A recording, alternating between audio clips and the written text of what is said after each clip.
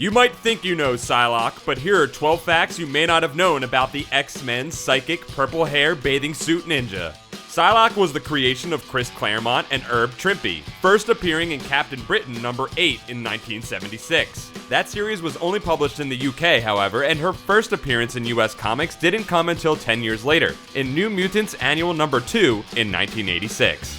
The name Psylocke isn't a pre-existing word and seems to have no meaning until you realize that it's a pun. How would you open a Psylocke with a psyche? Get it? Psyche?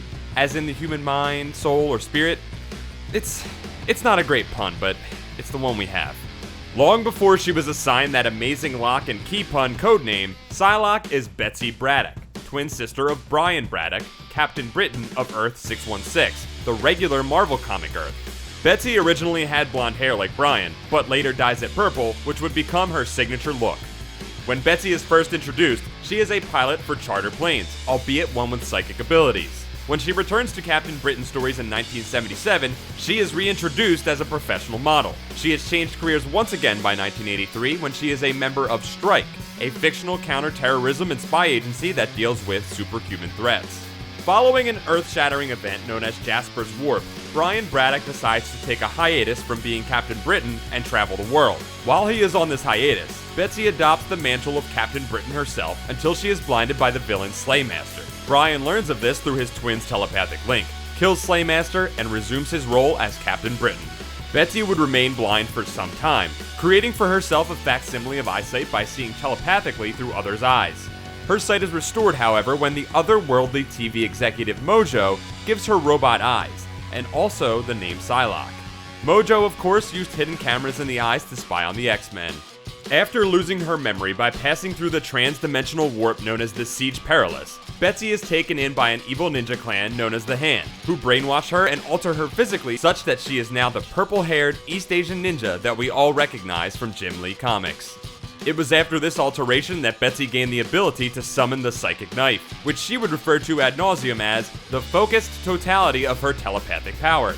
In the years since, she has been able to summon a psychic katana, a psychic grappling hook, and a psychic crossbow.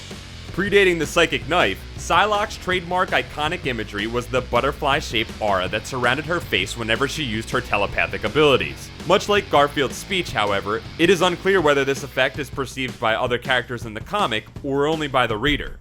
So it turns out that the Hand didn't simply alter Betsy's body to make her look Asian. They actually swapped her mind with an Asian psychic named Quanon, who also had purple hair for some reason. Quanon eventually returned in Betsy's old body, calling her Revanche, or Revenge in French.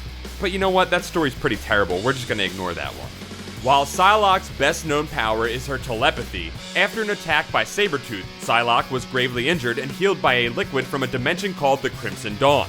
This, combined with a battle with the Shadow King on the astral plane, left Betsy without her telepathy for a while, but granted her telekinesis and the ability to teleport through shadows.